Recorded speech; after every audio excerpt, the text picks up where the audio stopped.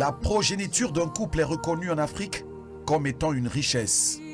Parfois, cette richesse peut se transformer en détresse et plonger les parents dans le déclin.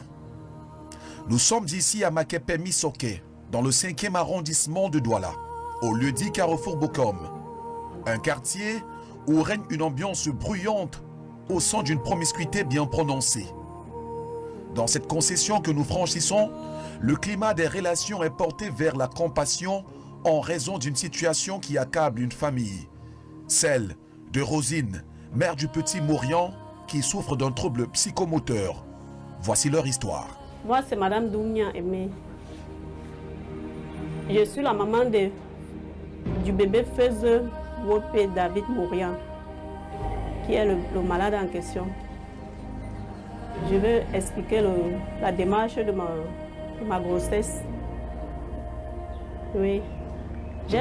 Pour les visites, j'ai fait les visites du début jusqu'à la fin. Il peut dire du début jusqu'à la fin. Parce que je suis arrivée au 8e mois. C'est au 8e mois que j'ai eu un problème. Je me lève un matin, je perds les os devant la porte là. J'ai perdu les os. Un dimanche matin, je suis allée directement à l'hôpital. La sage-femme m'a dit d'attendre. Elle m'a mis une perfusion pour essayer de caler l'eau, de faire arrêter l'eau.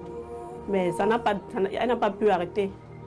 L'eau ne faisait que couler, l'eau ne faisait que couler. À un niveau, elle m'a dit que non, c'est impossible d'arrêter.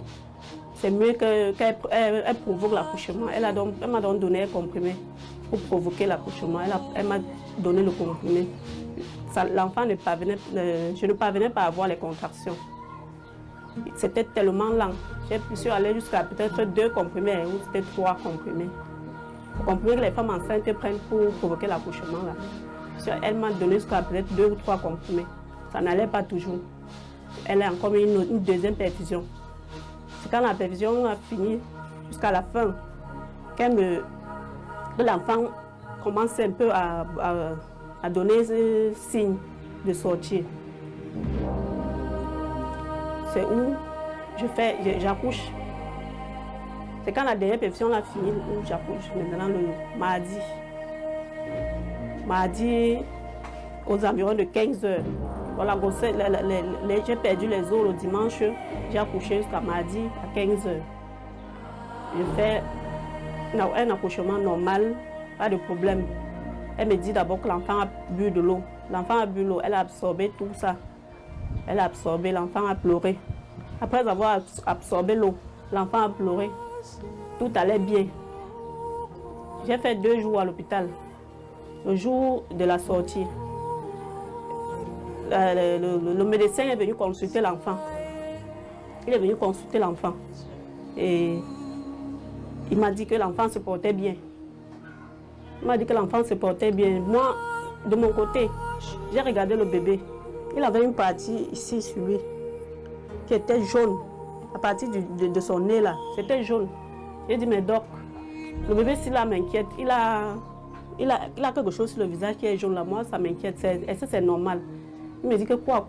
Il prend l'enfant. Il me dit de déshabiller encore l'enfant. Je déshabille l'enfant. Il porte l'enfant, il part dans la cour de l'hôpital. Il observe l'enfant. Il entre encore avec l'enfant. Il dit, donc il y a un problème. Il me dit non. Elle me dit non. En fait, c'était une femme. Elle me dit non. Je dis ok, je peux rentrer. Il dit que non. Elle dit non, j'ai déjà signé ta sortie. Elle signe, je sors. J'arrive à la maison. L'enfant, il ne grandissait pas normalement, quoi. Au fur et à mesure que les jours avançaient, la couleur de l'enfant changeait. Les jours avancent, il change. Une semaine après, tu vois, l'enfant devient complètement jaune. Avant de sortir de l'hôpital, on n'avait pas fait le BCG. C'était en rupture. Ils m'ont renvoyé de revenus dans une semaine. Après les 1 semaine là, où je rentre à l'hôpital pour faire le BCG de l'enfant. J'arrive, c'est certaines femmes qui me disent que mais ton bébé là est comment comme ça là. Je dis que je sais, je ne comprends pas moi. Moi-même je suis dépassée. C'est une autre infirmière, les femmes qui injectent qui donnent le vaccin aux enfants là, qui me dit que madame, ton enfant si est différent de tous les bébés. Elle n'est pas normale. L'enfant si n'est pas normal. Regarde ton enfant, il faut aller au soleil à chaque 6 heures avec le bébé si là. Il dit ok, j'ai compris. Il rentre voir le médecin qui m'avait fait sortir là, il me dit que non, je dois seulement sortir chaque 6 heures. Le soleil de 6 heures là, avec l'enfant. Et j'ai compris. C'est comme ça que je sortais chaque 6 heures avec l'enfant. Quand il y a un petit soleil, je sors avec lui, je sors, je lui mets au soleil. Dès que ça finit là, j'entre. J'ai fait comme ça pendant une semaine encore. Je n'ai pas vu. L'enfant ne faisait que partir. Au fur et à mesure, à un niveau, il a même refusé le lait. Au point où il ne parvenait même plus à tirer le lait. Donc ça l'affaiblissait au fur et à mesure, À un niveau, il a refusé le téter. Il ne tétait plus. Je l'ai donc porté. J'ai dit, je suis fâchée. J'ai dit que je ne peux même plus aller où j'ai accouché parce qu'eux, ils n'ont pas pu découvrir le problème que l'enfant avait. Exaspérée par les services du centre hospitalier, la mère de l'enfant va cette fois opter pour l'hôpital des Sœurs, puisque le tableau que présentait Mauriane était inquiétant. Son trajet médical ne s'arrêtera pas là. Elle va également solliciter l'hôpital général de Douala, où elle sera une fois de plus référée cette fois à l'hôpital gynéco-obstétrique de Yassa. Là-bas, une sorte de diagnostic sera révélé. Les familles du couple, pourtant au courant de la situation, n'ont pu apporter une aide à ces derniers. N'ayant aucune vie associative et épuisée financièrement, Rosine va reprendre les séances de massage qu'elle avait entamées dans les premières semaines de la découverte de cette maladie. Je suis allée maintenant plutôt à Lorpom, à l'hôpital des Sœurs de Lorpom.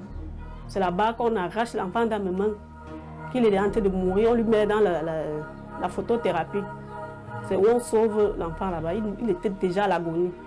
On lui met dans la photothérapie. Il a fait 6 jours. Déjà, même le 3e jour dans la photothérapie, il était bien. Il avait appris un peu les forces. Il pleurait un peu, ce qu'on entendait la voix. Après 6 jours, nous sommes sortis. L'hôpital, il s'est porté bien. Il a commencé à manger. Fait bien les forces. Il faisait les mouvements des bébés. Tous les mouvements des bébés. Nous sommes sortis de l'hôpital après 6 jours. On arrivait à la maison. Moi, je ne savais pas qu'il y avait eu les séquelles de la maladie. À 3 mois. C'est à 3 mois qu'on commence à mettre les bébés. J'ai aussi dit que bon, à chaque 3 mois, je mets le bébé. Je commence à faire asseoir l'enfant. Je mets l'enfant au sol, je vois, il se verse seulement. Je mets l'enfant, il se verse seulement. Je dis que mais ça, c'est quelle façon ça? Ses frères n'ont pas fait ça. Quand je les mettais assis, à 2 mois même, ils se mettaient droitement, ils se plaçaient. Moi, je ne comprends pas, moi. Je suis allée à l'hôpital. J'ai vu la pédiatre. La pédiatre me dit non, il ne faut pas être pressé.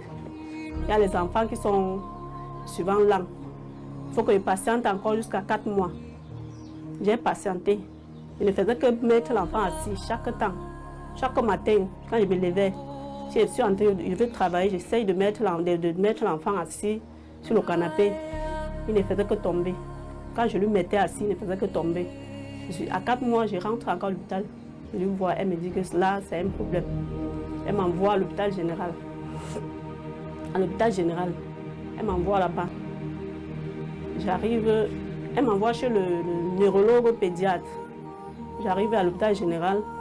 Le neurologue là me dit qu'il ne prend pas soin des bébés. Lui, il est plus chargé sur les vieillards.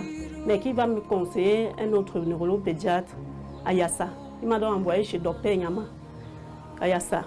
J'arrive chez le docteur Yama. Le docteur Yama consulte l'enfant. Il me dit que je dois aller faire le scanner. Il m'a prescrit le scanner. Je suis allée faire le scanner. J'ai présenté le scanner au docteur. Il m'a dit que non. Ce qu'il croyait, ce n'était pas ça. Ce qu'il croyait n'était pas ça. Que non, il n'y a pas de problème. Mais qu'on doit continuer, qu'on doit faire les séances de thérapie, de massage à l'enfant. Il m'a donc envoyé chez un kiné. Un kiné à Bonamou Sadi. Bonamou Sadi, vers l'hôtel Santa Barbara là-bas. Il m'a envoyé là-bas chez un kinésithérapeute. J'ai fait les séances là-bas, plusieurs séances, jusqu'aujourd'hui. Je ne vois pas de changement. Jusqu'aujourd'hui, le cou était faible, le cou même ne se tenait pas. Jusqu'aujourd'hui, même jusqu'aujourd'hui, le cou fait semblant de tenir, mais ce n'est pas toujours solide. Ça fait juste semblant. Il ne s'assoit pas. Il ne s'assoit pas. Il ne peut pas ramper. ne rampe pas, ne s'assoit pas, rien. Même tirer le ventre, non, ne tire pas le ventre. Le docteur Yama m'a dit que c'est un retard psychomoteur. Un retard psychomoteur. Et qu'on peut remédier ça avec les massages. Avec les massages. On ne peut faire que les massages. Il n'y a plus rien à faire là-bas. Il m'a donc conseillé le kiné là. C'est où j'ai commencé les séances de massage. Jusqu'à. J'ai parlé du problème dans la famille, des deux côtés. Personne n'a réagi. Avant même d'aller voir docteur Nyama, je suis d'abord partie chez les praticiens. Quand j'ai vu l'enfant était un peu bizarre là, je suis d'abord partie chez une maman, Bassa, ici à Bonanga. Elle a d'abord massé l'enfant avec les herbes plusieurs fois, peut-être même pendant 2 mois. Hein. C'est où moi-même je ne voyais pas l'évolution. C'est où j'ai dit que non, là, c'est le problème de l'hôpital. Je suis allée à l'hôpital directement. J'ai arrêté, c'est pour la maman là. J'ai arrêté, je suis allée directement à l'hôpital. Je ne fais pas les réunions. Parce que je n'ai pas un truc. Je ne suis pas encore stable. Si j'avais déjà un travail stable qui m'amenait un peu d'argent, je pouvais faire les réunions. Je ne peux pas m'hasarder à faire une réunion. Je ne pourrais pas m'en sortir pour cotiser, les cotisations, les aides et tout ça et tout, et qu'on sort, je ne pourrais pas. L'option médicale envisagée par cette jeune mère ne débouchera pas à une solution. Tout au contraire, cela va soulever un problème, celui de la ruine des finances du couple. Le mari ayant perdu l'emploi, c'est au crochet de Doriane formé en soins esthétiques que la famille va survivre. Bon, mon mari il était dans une microfinance. Présentement, il n'est plus. Il a perdu son travail. C'est pour cela tout ce c'est à cause de ça qu'on ne parvient plus à suivre les massages de l'enfant. Oui, on a des problèmes financiers. C'est vraiment difficile, c'est très très difficile avec l'enfant. Moi, les mouvements que j'avais, je faisais avant, je ne fais plus. Avant, avant d'accoucher, j'étais en train de me former en esthétique. J'ai tout arrêté complètement. Je suis à la maison maintenant, je ne fais plus rien. Mais s'il y a besoin de 100 francs, je demande.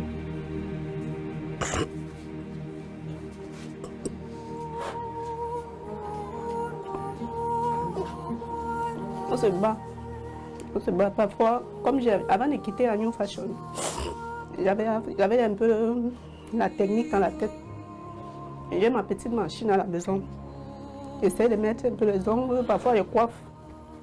Je prends les petits prix, je ne taxe pas cher. Je ne taxe pas cher là. Je prends aussi les petits 1000 francs là, on mélange ça, ça donne quelque chose, on s'en sort. Le jour qu'il n'y a pas, on dort comme ça. Témoin des réalités que vit cette maisonnée, les proches amis et voisins essayent d'apporter un réconfort à leur manière. Je suis Pulchérie, je suis la voisine de Rosine qui est passée bien avant moi. Son petit garçon s'appelle Morian. C'est un enfant vraiment adorable.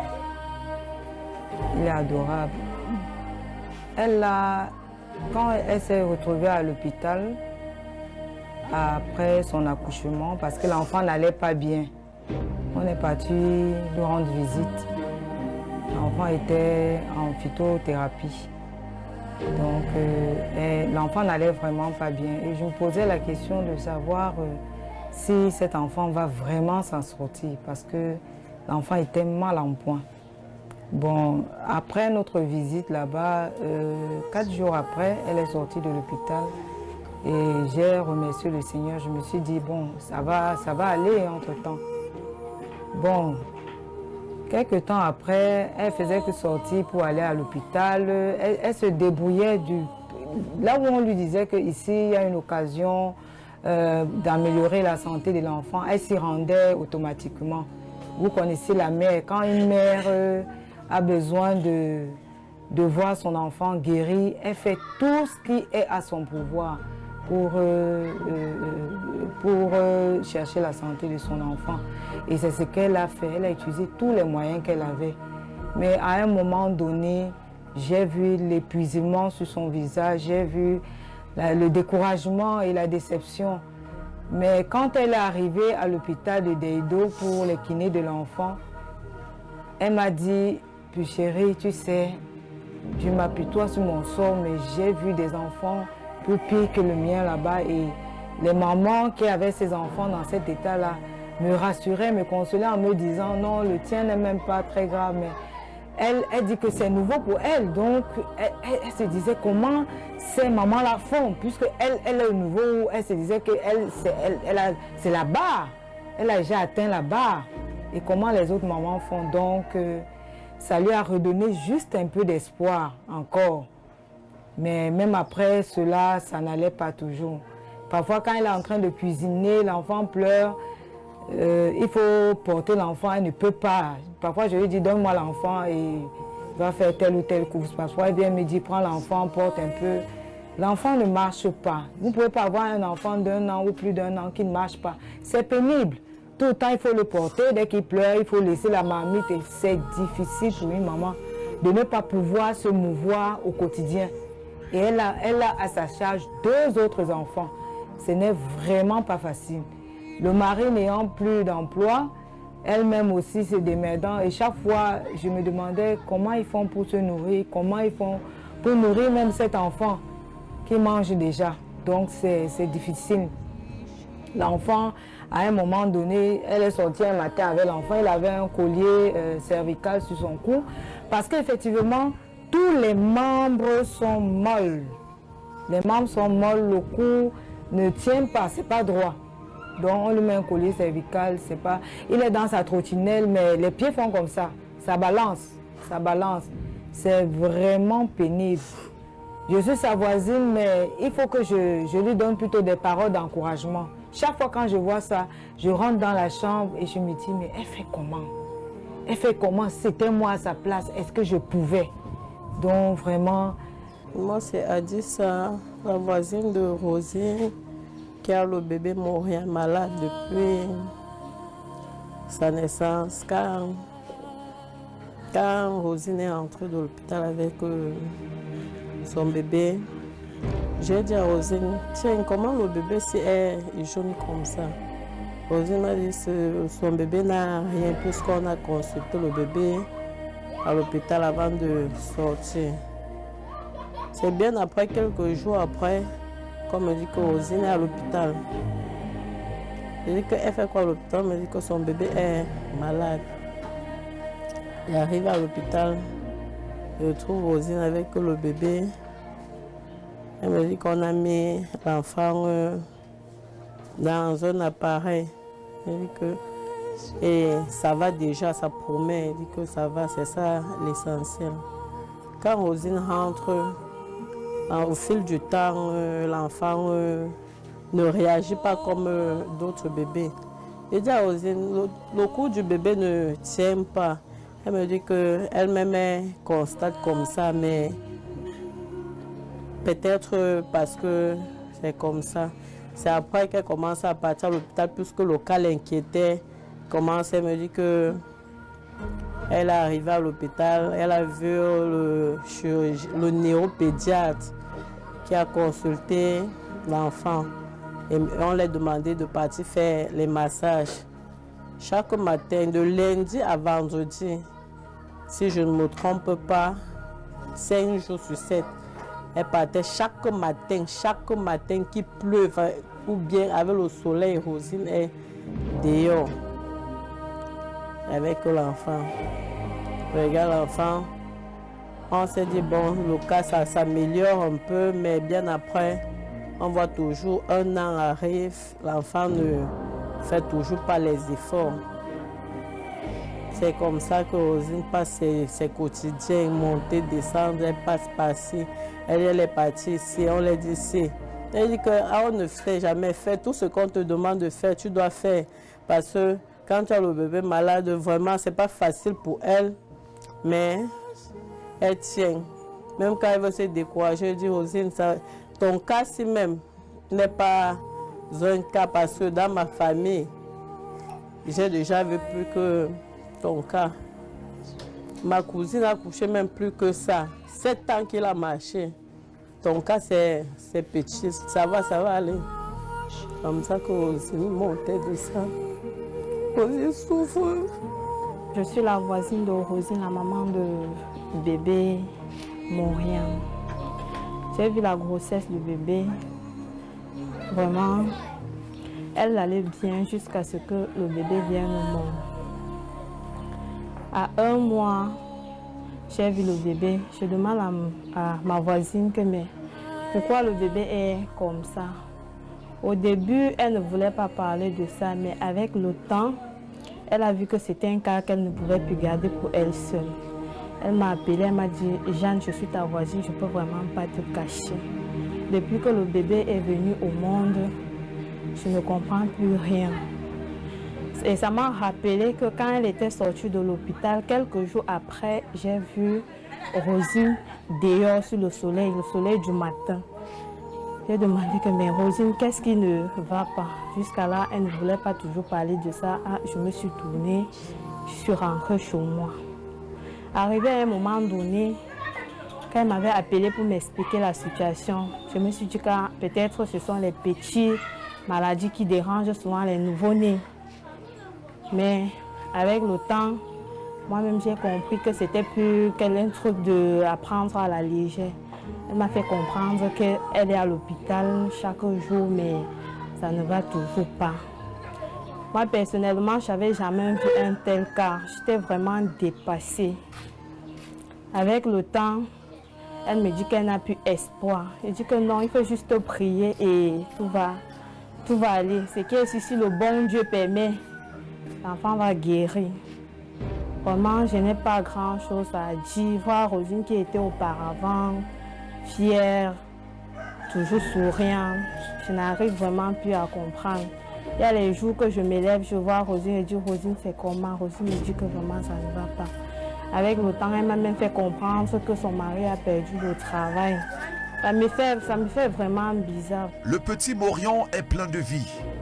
Malgré sa pathologie, il laisse voir à suffisance qu'il voudrait être comme les autres enfants de son âge. La petite pièce qui leur sert d'habitat commence à devenir étroit pour lui lorsqu'il veut se mouvoir à l'aide de sa poussette. Pour cet enfant dont les parents n'ont pas lésiné sur les moyens, donnons notre coup de main qui n'est pas des moindres. Rétablissons ensemble la gaieté, le sourire dans cette famille dont l'espoir repose aujourd'hui sur nous tous, autant que nous sommes. Aux âmes de bonne volonté, franchement, cet enfant a besoin d'aide. S'il vous plaît, spirituellement comme financièrement, venez en aide à Rosine parce que le bébé Maurian ne va pas. Son cas vraiment, ça nous inquiète, nous les mamans. Parce que chaque fois qu'elle se dit que si c'était moi à la place de Rosine,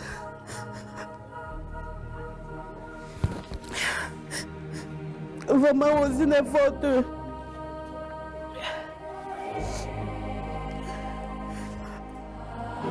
Vraiment, tous les hommes de bonne volonté, financièrement, spirituellement, venez vraiment en aide au bébé Maurian.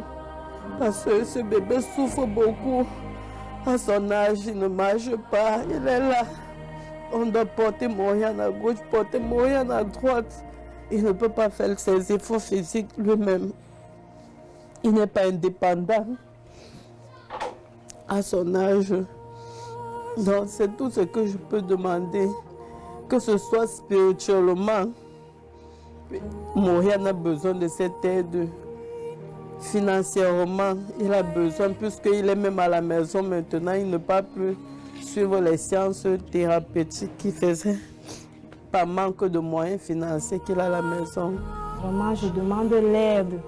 Je sollicite l'aide des gens afin que Rosine puisse devenir celle qui était avant, afin que bébé Maurian puisse retrouver la santé. J'aimerais solliciter l'aide de tous ceux qui ont des moyens, parce que je sais qu'il y en a qui ont des moyens et qui peuvent souvenir aux besoins de cette famille, à la santé de cet enfant. Si vous voyez cet enfant, il est tellement beau. C'est un enfant tellement beau. En ce temps-ci, il devait jouer et courir partout, se mouvoir comme tous les autres enfants. Il les regarde seulement comme ça, il veut jouer, mais il ne peut pas. Il ne peut pas. À son âge, il ne peut pas. Hein, on a fêté son anniversaire ici avec les petits trucs. Il ne savait même pas de quoi il s'agissait, donc ça fait mal. Ça fait mal de voir une voisine, son enfant est toujours en train d'être porté comme un nouveau-né, pendant que les voisines qui a accouché, son enfant court partout. Donc ça fait mal, ça fait vraiment mal. Donc vraiment, je m'adresse là aux âmes de bonne volonté, que ce soit les médecins, que ce soit ceux qui sont vraiment assis financièrement, de pouvoir faire le nécessaire pour aider cette famille. Parce qu'eux, ils ont fait au niveau qu'ils pouvaient.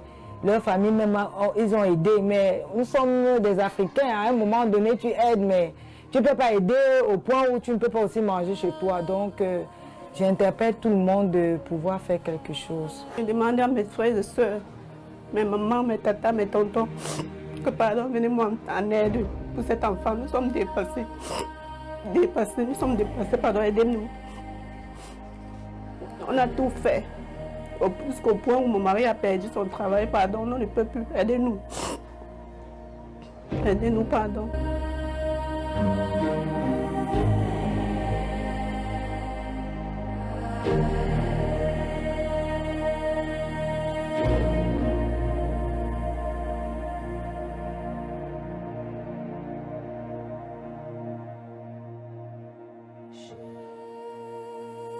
Jesus.